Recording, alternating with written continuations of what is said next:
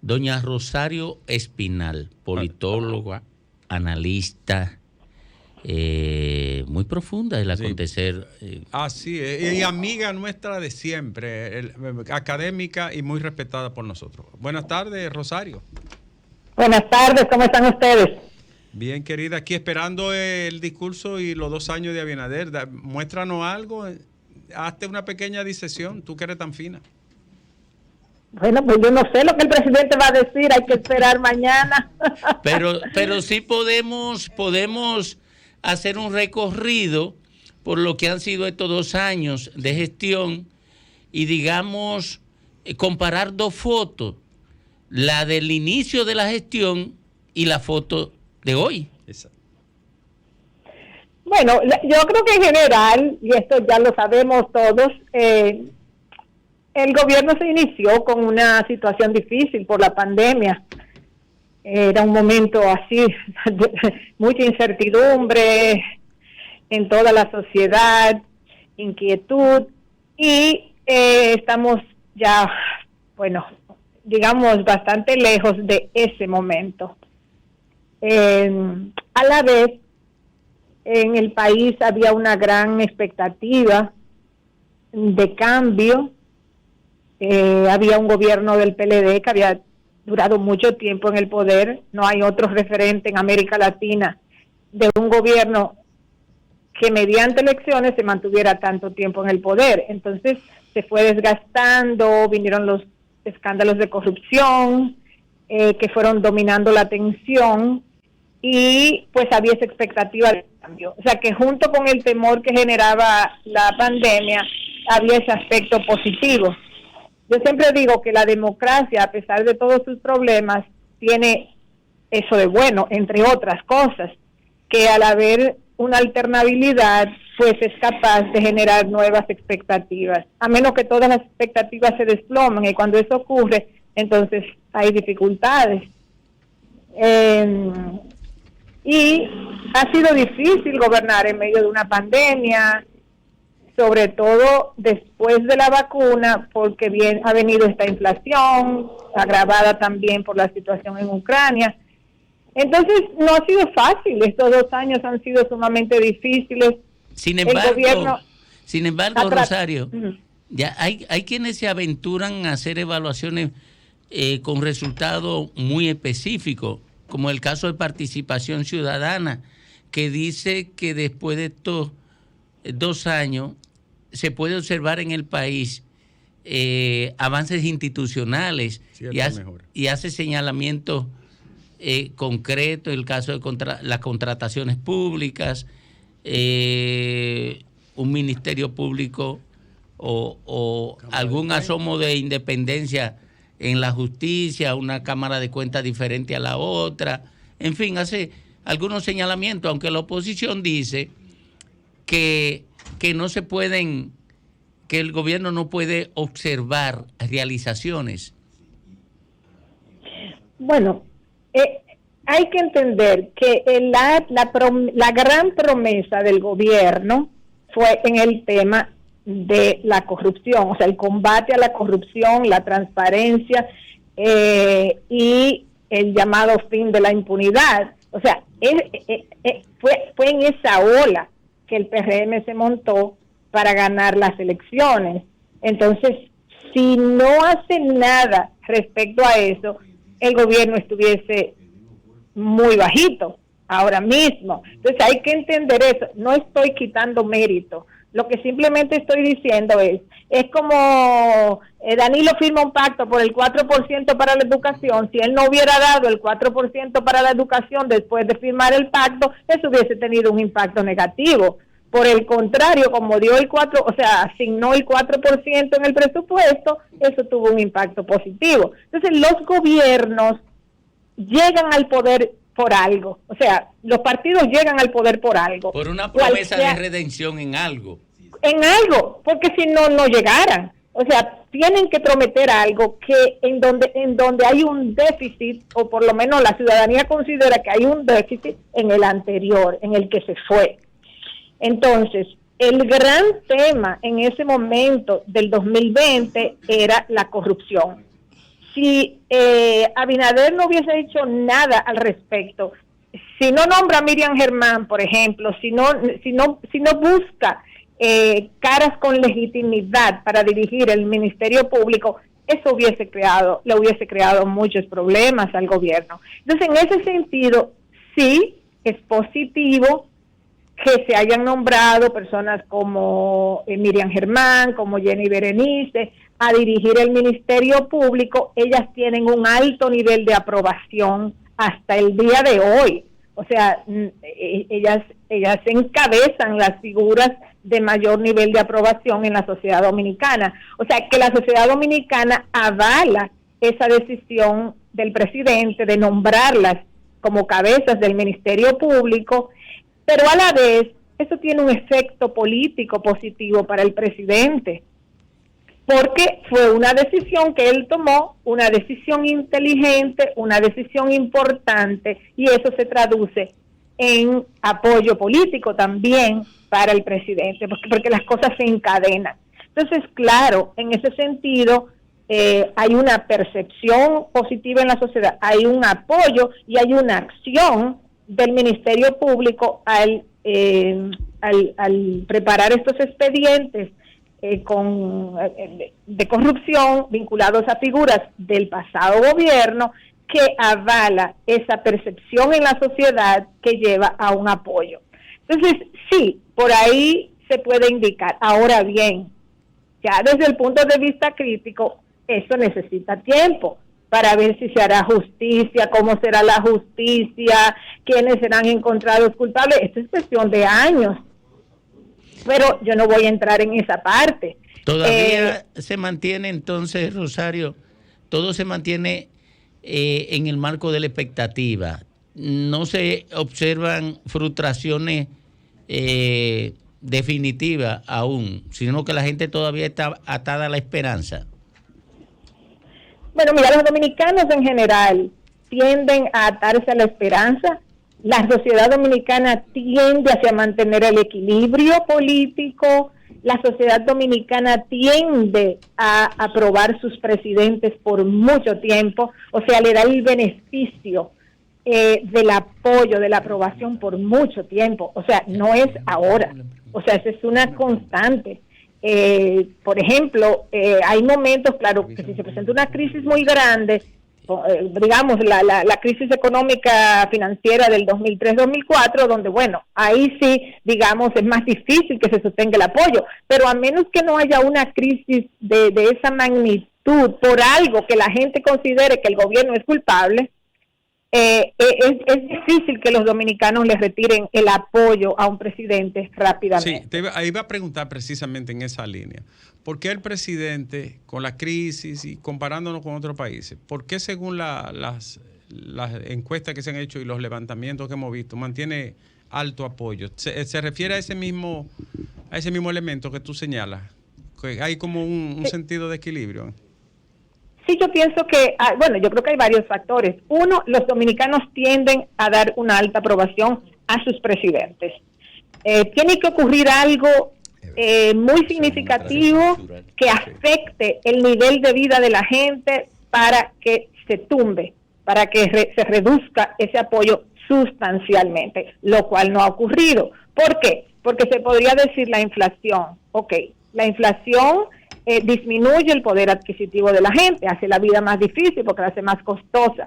Pero también la gente sabe que la inflación es producto de diversos factores sobre los cuales la República Dominicana no tiene control. Que si subió el precio del petróleo, que si la distribución de mercancías, que si China cerró sus puertos, etcétera, etcétera. Entonces, la gente entiende eso y va a reservarse el apoyo, pues a mantener el apoyo, porque está atribuyendo el problema de la inflación, aunque no le guste, porque a nadie le gusta la inflación, aunque no le guste la inflación, lo está viendo como algo sobre lo cual no ha generado propiamente el gobierno, sino que viene de otros factores. Entonces yo pienso que por eso es que el presidente mantiene esa alta aprobación, porque los dominicanos tienden a dársela, los dominicanos optan por el equilibrio. Yo creo que es una constante desde la década del 70. O sea, digamos, la inestabilidad que se generó en la sociedad dominicana en la década del 60 marcó este país y hay una tendencia a la estabilidad prácticamente innata. Cuando digo innata, no es genética, claro está. Sí. Pero es una fuerte tendencia a la estabilidad y uno lo ve con todos los gobiernos. Entonces, si uno observa imparcialmente cómo han transcurrido las últimas décadas, comprueba eso. También lo que mencioné del Ministerio Público, de compra y contrataciones y toda esa, digamos, logística, esas decisiones que tomó el presidente le han dado mucho aval, en tanto ese Ministerio Público tiene apoyo popular, tiene un efecto político en el presidente. O sea, el presidente no es ingenuo, él sabe exactamente la decisión que tomó y que le iba a ser muy rentable políticamente. Esto no es un juicio negativo que yo estoy haciendo, es simplemente analizando las cosas. Claro. O sea, estas cosas se entrelazan. Entonces yo creo que todos esos factores, y lo que mencioné de que la crisis económica la gente la ve muy atada a la pandemia, al problema en Ucrania y no se la atribuye exactamente al gobierno. Entonces, el presidente por su parte, porque también él ha hecho su trabajo, tanto en algunas decisiones importantes como esa que señalaba del Ministerio Público, pero también el presidente ha sido muy celoso cuidando su aprobación. Hemos visto, por ejemplo, cómo el presidente cambia de rumbo, no hizo la reforma fiscal, para poner el ejemplo de algo que hubiese golpeado muchísimo al gobierno. O sea, yo pienso que la aprobación del gobierno hubiese decaído significativamente si se hubiese aprobado una reforma fiscal que la gente consideraba le iba a perjudicar. O sea, la gente lo que quiere, o sea, la gente no quiere que le hablen de nada que le suba sus costos de vida. La gente quiere que el gobierno resuelva, o sea, que el gobierno busque cómo es que va a gastar el dinero más eficientemente, etcétera, pero no que le pongan impuestos. Y la clase media es muy, también estamos viviendo un momento de mucha activación vocal, digamos, de la clase media, porque ha sido el patrón de las 2 primeras décadas de este siglo. Las redes sociales también empoderan segmentos de capas medias vinculados a las redes, y el presidente pues va calibrando por dónde anda la opinión pública para ir ajustando sus decisiones. Y yo digo que el ejemplo más claro fue su decisión de no hacer la reforma fiscal que desde hace mucho aquí se habla en el país que se va a hacer y no se hace. Y no se hace por el miedo a la respuesta que va a haber de la población si se aumentan los impuestos. Yo creo que el presidente ha ido cuidando mucho también esa valoración. Así que es un conjunto, todos esos factores explican, digamos, esta estabilidad. Hay una Permíteme. Realmente este gobierno llegó al poder porque canalizó una expectativa nacional de que la gente estaba saturado de la continuidad y quería un cambio. Pero él se encontró con límites, tanto el virus como el impacto de la guerra, para darle celeridad a ese compromiso del cambio. Ahora, en su segundo año, él tendrá que replantear e impulsar ese cambio. ¿Qué tú crees de esas posibilidades?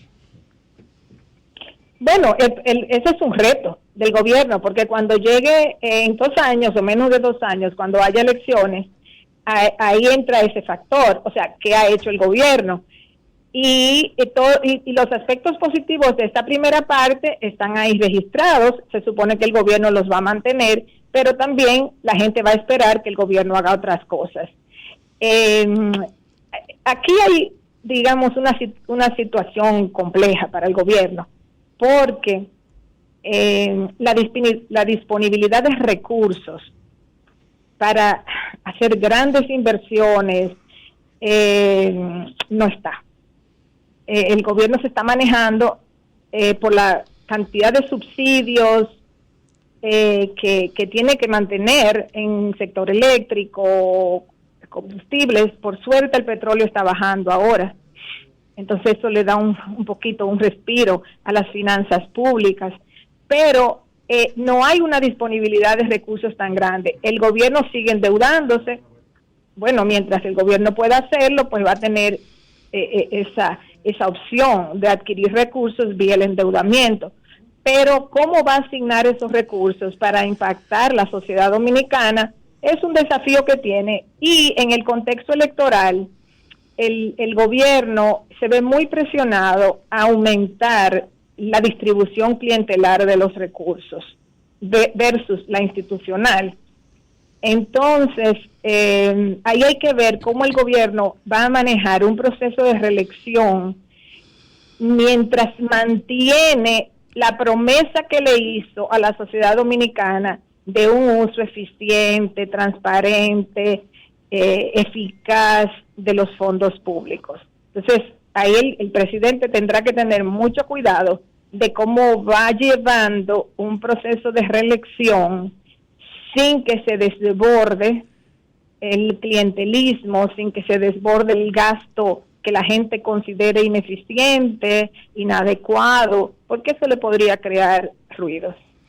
Profesora, hay un rumor, más que un rumor, hay una percepción de que hay una diferencia entre lo que el presidente en sí mismo representa en términos de ejecutoria y lo que representa su gobierno. O sea, que hay un desfase, una percepción de que muchos funcionarios no han cumplido, no están cumpliendo, son ineficientes, y por eso hay toda una fábrica ahora de rumores en cuanto a sustituciones.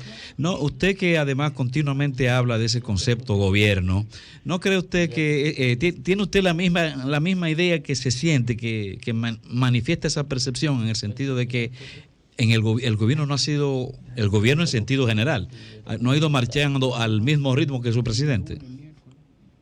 Yo pienso que esas son narrativas que se construyen precisamente, que le sirve a la gente para apoyar al presidente y mostrar su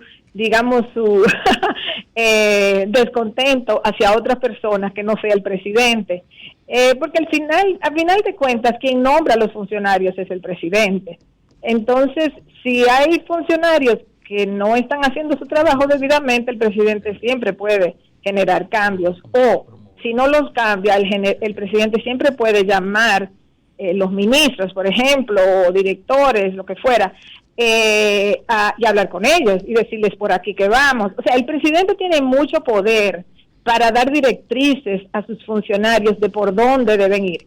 Yo sé que ningún presidente puede controlar todo su gobierno, eso es imposible, pero el presidente sí puede ir calibrando con la ayuda de sus asesores cómo van sus ministros, dónde hay éxito, dónde hay fracasos, qué se necesita. Entonces, yo creo que a veces esas son narrativas para justificar el por qué la gente apoya a un presidente y deposita su descontento en los otros funcionarios, porque el presidente tiene mucho poder realmente para incidir en quiénes son sus funcionarios y qué les dice para que hagan. Rosario, finalmente, por mi parte, ¿cómo evalúas el desempeño de la oposición durante este periodo, estos 2 años, a la luz de la circunstancia y a la luz de los objetivos que debe perseguir la oposición? Bueno, el entender la oposición en estos últimos 2 años conlleva entender que el PLDismo estuvo en el poder mucho tiempo y que la sociedad dominicana necesitaba un respiro. Entonces, yo creo que esperar un PLDismo superactivo haciendo oposición es inadecuado, es irreal, porque era demasiados años que tenía en el poder. Segundo, el gobierno termina por un lado en medio de escándalos de corrupción que realmente le quitó a la gente la posibilidad de ver todas las cosas positivas que se habían logrado durante esos años, porque el tema corrupción prácticamente dominó el escenario. y por otro lado, ellos terminan divididos. Entonces, todos esos factores, ya post-electoral, digamos, van a afectar la capacidad del PLDismo, el PLDismo entendido como conjunto, todo, PLD, Fuerza del Pueblo. O sea, van a limitar la capacidad del PLDismo para hacer una oposición efectiva, porque siempre se le va a decir, pero si tú gobernaste tantos años y no resolviste esto, ¿con qué? O sea, ¿con qué credibilidad, con qué calidad tú estás reclamando? Y es algo que se le dice constantemente al PLD. Entonces yo pienso que ellos tenían que tomar sus recesos, tenían que hacer sus procesos internos de reorganización y demás. O sea, eso tiene que pasar para ver por dónde se va encauzando esa oposición que era gobierno anteriormente. O sea que yo pienso que no es fácil, que no ha sido fácil para el PLD, para la misma Fuerza del Pueblo, que aunque quiso distanciarse del PLD, la población, la mayoría de la población lo ve todo como un conjunto. O sea, que se dividieran al final es una cosa, pero realmente los gobiernos del PLD incluyen a Leonel Fernández y a Danilo Medina. Entonces, ellos necesitan el tiempo para que las cosas, digamos, se vayan diluyendo un poco en la sociedad, digamos, el rechazo que se generó hacia el PLD vaya perdiendo vigor, que ellos pues vayan repensando cómo abordan los temas, que el PLD entienda que jugó un papel fundamental expandiendo la clase media, pero que no logró entender que esta sociedad necesitaba ya un nuevo estilo para esa clase media que había crecido mucho. O sea, al PLDismo en su conjunto, como digo, PLD, Fuerza del Pueblo, todavía le hace falta entender que esta sociedad ha cambiado, que esta sociedad es más de clase media, que hay unas redes sociales hoy en día que el PLD no tuvo que enfrentar hasta el mismo final, porque no fue sometido al látigo constante de la opinión pública activada vía las redes. Entonces son nuevos tiempos y todo ese PLDismo tiene que repensar la política, porque ellos pertenecen a una generación anterior. Y aunque hay muchos jóvenes, porque claro, hay muchos jóvenes en el PLD, pero en la dirección del PLDismo, de todo el PLDismo, hay necesidad de reformular, de repensar cuáles son las características de esta sociedad hoy en día y cómo darle respuesta a estas necesidades que tiene esta sociedad. Rosario, gracias, querida. Muchas gracias por acompañarnos, compartir con nosotros esa perspectiva, sobre todo en la antesala del discurso del presidente de estos 2 años de gestión. Muchas gracias, Rosario Espinal. Sol 106.5, con la mayor variedad de contenido, información, entretenimiento e interacción en una sola estación. Cobertura total, disponible para ti en la radio y en las plataformas digitales. Somos Sol 106.5, la más interactiva.